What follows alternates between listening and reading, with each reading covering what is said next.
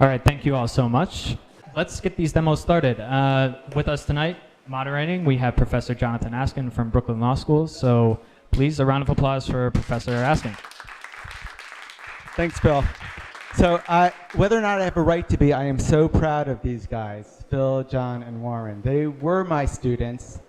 We ran a cool event last year, a legal hackathon. They have run with it and created something so wonderful, something that I think is going to be world-changing for the legal profession and potentially world-changing for entrepreneurs in the world. That's my hope.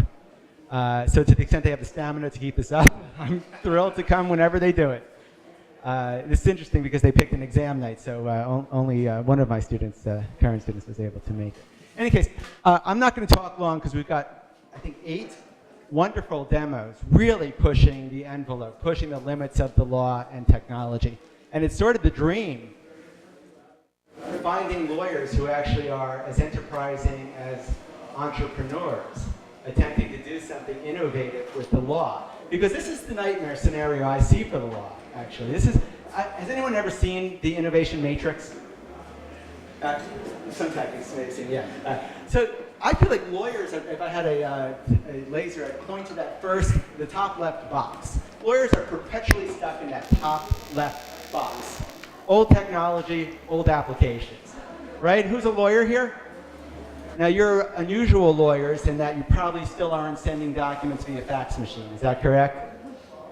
Most lawyers still are. Snail mail and fax machines. We live in that world of old technology and old applications.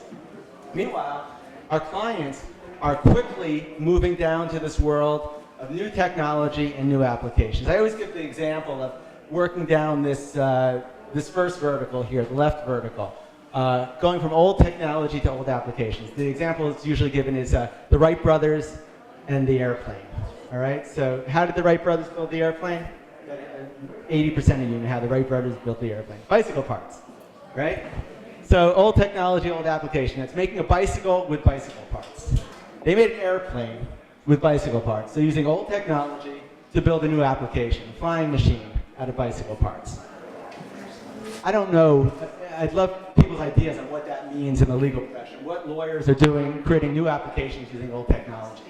I think tonight we're going to see a lot of folks in this top right quadrant, which I think is a really cool quadrant, using new technology for what's largely old applications. And I may be wrong. I may have misdirected. LegalZoom, Docracy, Legal Face-Off. That may not be quite accurate. They may be starting to move down this new technology, new apps area. But if I look at something like Legal Face-Off, who will be demoing tonight, what are they doing? They are essentially allowing online mediation arbitration, an old legal application using new technology. I'm hopeful that someone's going to move us down here tonight so that we are as revolutionary and transformative of the techies, as the techies we represent. What can we do to use new technology tools to create new applications for the legal profession? It's a scary and daunting task, especially for lawyers who, for the most part, probably went to law school out of some sense of potential lifetime job security. But let's face it, we're living through this disruptive moment in time, and lawyers have to embrace it, I think. Embrace it or die. So with that, I'm going to hand it, who's up first?